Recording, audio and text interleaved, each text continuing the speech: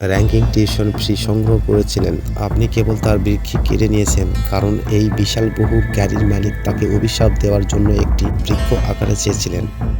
তিনি আশা করেননি যে তার শত্রু গাড়িতে বসে আছে, হাত পরানো হয়, তাকে পরিষ্কারভাবে তাকে থানায় নিয়ে যেতে বলা হয়। খাওয়ার সময় তিনি ইচ্ছাকৃতভাবে ক্লায়েন্টের সামনে থালা ভাজা করেছিলেন। ধনী লোকটি ভয় পেয়ে গেল। ক্লায়েন্টের হঠাৎ করে মেয়েটির সামনে একজন এবং অন্যদিকে জিজ্ঞাসা করলেন, আমি জীবনের প্রতি বিশেষভাবে অনুগত ছিলাম। আমি অনুমান করলাম যে ধনী লোকটি দ্রুত মুখ মুছে তার মুখকে চুমু খেবে। মেয়েটি অবশেষে তার হৃদয় নরম হলো। কয়েক কথার পর মক্কেল জমি বিক্রি সহযোগিতায় রাজি হন। কিছু কথার পর তিনি ধনী লোকটিকে কয়েকটি হনাস্ত করতে সহযোগিতা করেছিলেন। চলে যাওয়ার পর তিনি একটি নতুন সমস্যার সম্মুখীন হয়। দুজনের হাত তখন একসাথে। তিনি তার অধীনস্থরের একজন সুপারভাইজার খুঁজতে বললেন। ফ্যানের হাত করাগুলো খুব বিশেষ। ধনী লোকটির মুখ নষ্ট হয়ে গেল। অধ্যস্তভাবে দ্রুত ব্যাখ্যা করে সে আইনজীবী এখনো মামলা লড়াইয়ে এসেছে।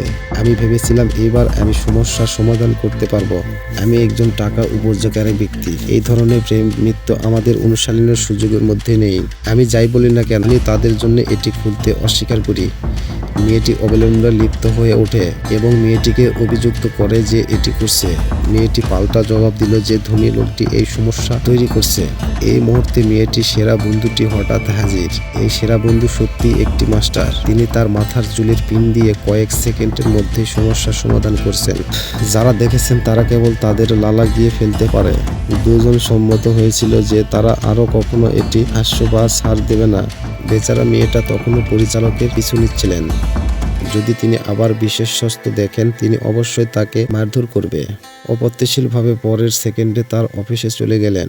সে ভেবেছিলেন আপনি ব্যাগ নিতে পারেন। আমি আশা করিনি যে মেয়েটি হবে। দেখা গেল তিনি অবশেষে বিশ্ববিদ্যালয়ে ভর্তি হয়েছিল, কিন্তু এই ধনী লোকটি বৃত্তিতে বাতিল করেছেন। তিনি কখনো বৃত্তিতা দিতেন তখন তিনি একজন ভালো মানুষ হওয়ার ভান করেছিলেন। এই ভেবে মেয়েটি খুব রেগে যায় এবং ক্ষতিপূরণ দেওয়ার প্রস্তাব নেয়। তিনি আরও বলেছিলেন যে আমার জীবনে ধ্বংস হয়ে গেছে এবং আমি আর কখনো যেতে পারবো না।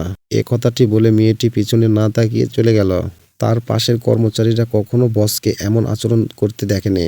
তারা মেয়েটির দিকে মুগ্ধ দৃষ্টিতে তাকালো। বন্ধুরা, ভিডিওটি ভালো লাগলে অবশ্যই লাইক দিতে ভুলবেন না আর সাবস্ক্রাইব করে আমাদের পাশেই থাকুন। ধন্যবাদ।